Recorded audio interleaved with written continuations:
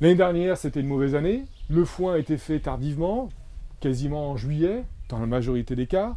Donc on s'est retrouvé malheureusement avec des foins qui ne couvraient pas les besoins. Ici, vous avez un diagramme avec en jaune la localisation de tous les foins et en rouge les enrubanés, sur une échelle d'énergie et d'azote. UFC, unité fourrage cheval, et matière azotée digestible cheval. D'accord? Pour qu'un foin couvre le besoin d'un cheval à l'entretien ici en vert, il faudrait que ce foin soit situé ici. Pas là, pas là, pas là, mais là. Pareil pour la jument gestante. Dans la jument gestante, on voit qu'il n'y a qu'un seul foin d'ailleurs qui couvre le besoin. Qui couvre les besoins, mais en tout cas, on peut voir qu'au niveau des enrubanés, ça couvre systématiquement les besoins. Parce que l'enrubané est beaucoup plus riche, parce qu'il a été récolté plus tôt.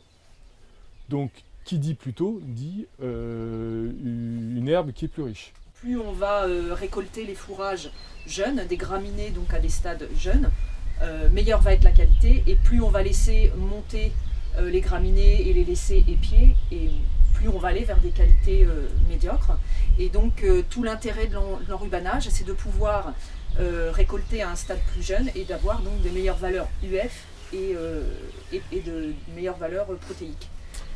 Alors l'enrubané donc a plein d'avantages.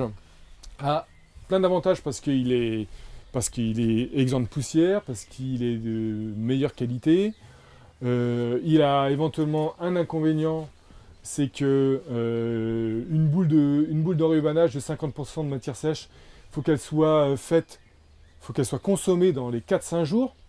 Donc du coup, problème si on a un petit cheptel. Ce qu'il faut faire attention, c'est en fait le rapport phosphocalcique qui malheureusement se trouve assez souvent déséquilibré, puisqu'on s'aperçoit pour un cheval à l'entretien, dans ce cas de figure, pour les exploitations qu'on avait observées, on avait dans un tiers des cas des animaux qui étaient en déficit de phosphore pour des chevaux à l'entretien. Et dans quasiment tous les cas pour les juments, on était en déficit. Ce qu'il faut faire quand vous mettez des animaux à l'herbage, comme par exemple ces poulinières-là, c'est leur apporter des blocs à lécher pour rééquilibrer tant que possible le rapport phosphocalcique et puis aussi récupérer du coup des oligo-éléments.